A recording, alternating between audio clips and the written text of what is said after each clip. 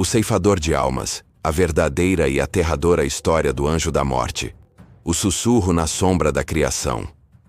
Antes que o tempo tecesse o seu primeiro fio, na vastidão silenciosa onde apenas a vontade divina existia, uma sombra foi concebida. Não uma sombra de escuridão, mas uma de propósito. Não um mal, mas uma necessidade. Esta é a história do anjo da morte. Uma entidade tão antiga quanto o pecado e tão inevitável quanto o fim. Para desvendar seus mistérios, não basta folhear as páginas da Bíblia. É preciso mergulhar nos debates sussurrados dos sábios do Talmud, decifrar os contos alegóricos da Midrash e perscrutar os segredos místicos da Kabbalah. Esta é uma jornada através de textos sagrados e apócrifos, uma história que revela as 1000 faces do anjo, encarregado da mais solene e temida de todas as tarefas, a colheita das almas. E se você está gostando desse conteúdo, dê o seu like e se inscreva no canal, e compartilhe para continuar recebendo conteúdos como esse. A origem de um instrumento divino sem nome. Nos textos mais antigos da Torá e da Bíblia, o anjo da morte não possui um nome, nem uma identidade fixa. Ele é uma força, uma extensão direta e anônima do poder de Deus.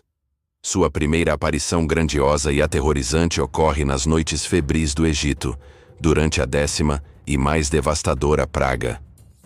A Torá, no livro do Êxodo, chama-o de o Destruidor, Hamashit. Ele não age por conta própria. Ele é a própria ação de Deus. Porque o Senhor passará para ferir os egípcios, e quando vir o sangue no batente da porta, não permitirá que o destruidor entre em vossas casas para vos ferir. Êxodo 12, 23. Aqui, ele é um bisturi preciso nas mãos do Criador. Uma tempestade que obedece a uma única voz, poupando os que estão marcados e ceifando os primogênitos de uma nação inteira sem paixão ou malícia.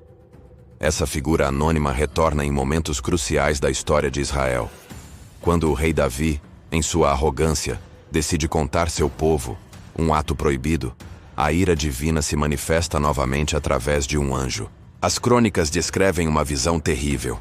E Davi ergueu os olhos e viu o anjo do Senhor, que estava entre a terra e o céu, com a espada desembainhada na mão, estendida sobre Jerusalém.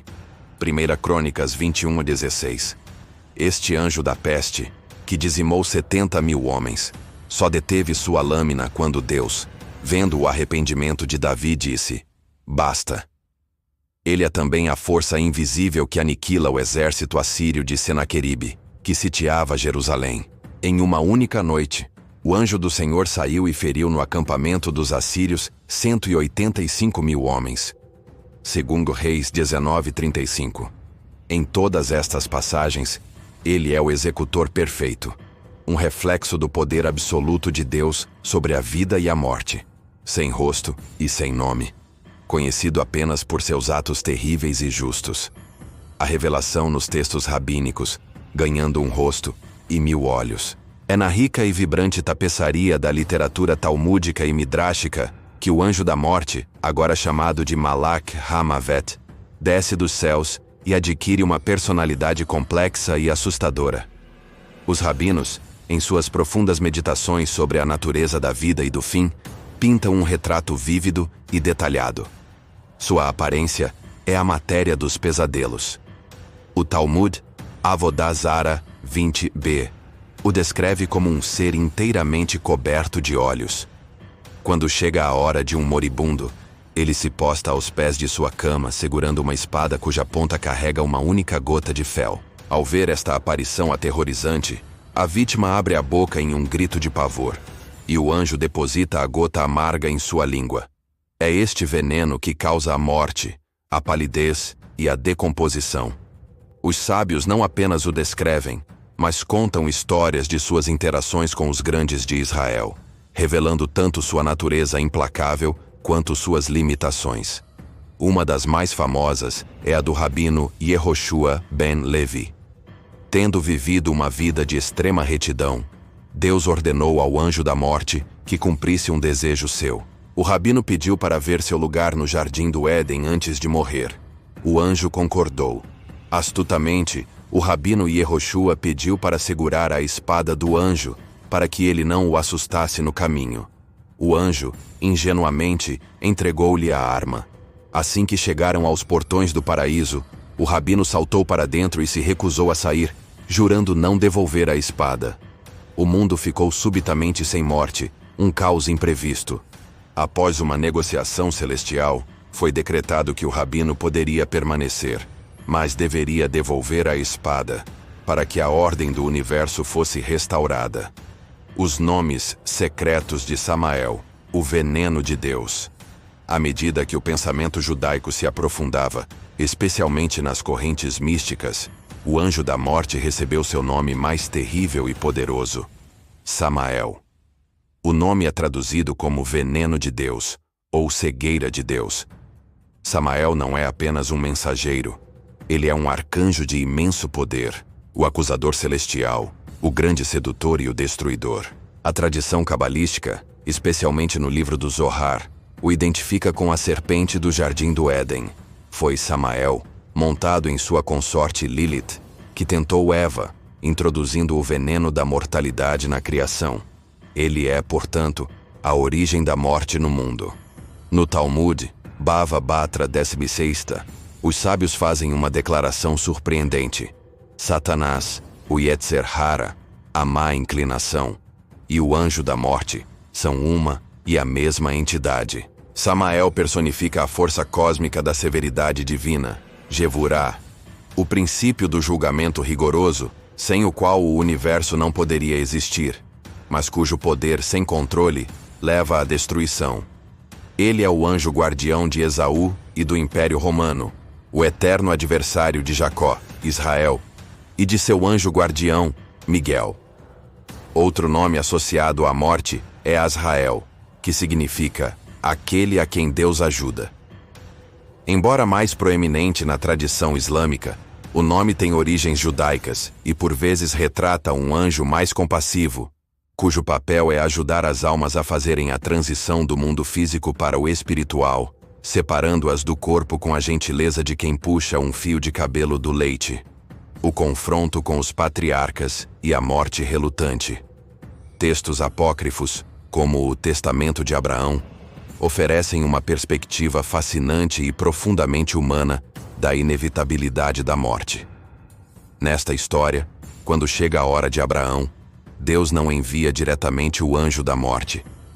Em vez disso, ele envia o glorioso arcanjo Miguel para anunciar ao patriarca que seus dias chegaram ao fim.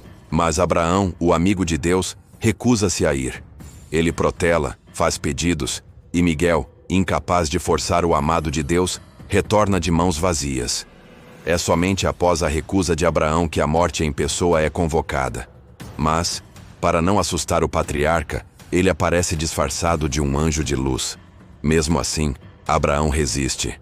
A morte, em uma tentativa de convencê-lo, revela sua verdadeira e medonha forma, com múltiplas cabeças de serpentes e dragões. No final, é por um ardil que a alma de Abraão é tomada. A morte pede-lhe que beije sua mão em sinal de paz, e ao fazê-lo, sua alma é gentilmente colhida. O mais épico de todos os confrontos, no entanto, é o de Moisés. A Midrash relata que, quando chegou a hora de Moisés morrer, o anjo da morte, Samael, desceu para tomar sua alma. Mas Moisés, cujo rosto brilhava com a luz divina, recusou-se. Ele argumentou com o anjo, e com uma força nascida de sua comunhão com Deus, ele o expulsou. Samael voltou a Deus, humilhado, admitindo que não podia contra o grande profeta. No final, a alma de Moisés não foi tomada por nenhum anjo. O próprio Deus, em um ato de infinita ternura, desceu à terra e colheu a alma de seu servo com um beijo, Mitat Neshika, a morte mais pacífica e sublime, reservada apenas aos mais justos.